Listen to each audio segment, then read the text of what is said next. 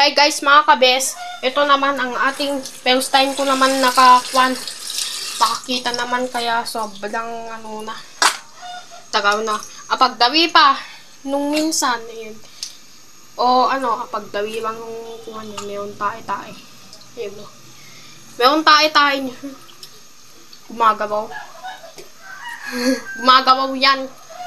Yun. Lipat na ulit kasi nilagay dyan sa mangkok. Mangkok yan. Dahil sa ulam, bunog naman na makakain. Puro bunog naman ang kukuhain. Dahil sobrang gulat-gulat ko na yung kinukuha niya kabagi. Bunog naman ulit.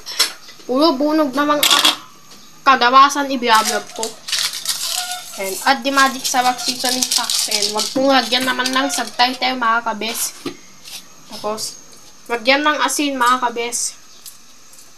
Para sa ipipito niyang bunog. Para sa ulam niya.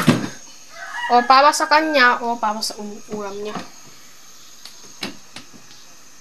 Baka ba, hindi pa kumain niya. Tapos, kuha naman siya ng use oil. Ibagay na siguro lahat na yan. Lahat na yan, ilahat na lang para. Yan, ilagay na. Dun sa bibel, kaya paglabas na kasi, tubig na yun. Babas yung tubig niya.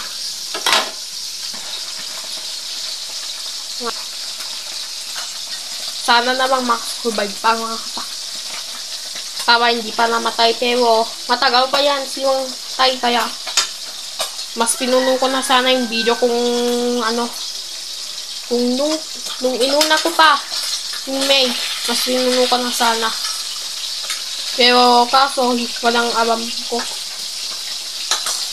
Pinunong ko na sana kung meron na yung channel ko, pero kaso wala pa yung noon.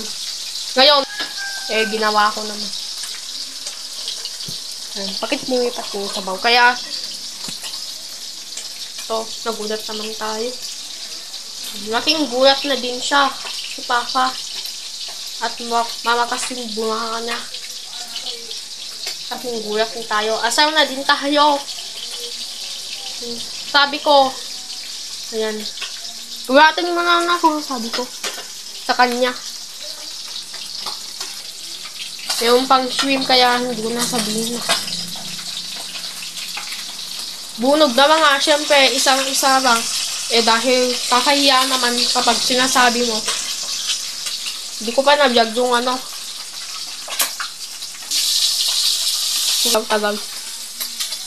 Pero strict nilang umuwi dito. Dahil tapos na yung flight dun sa Canada. Tapos na yung flight.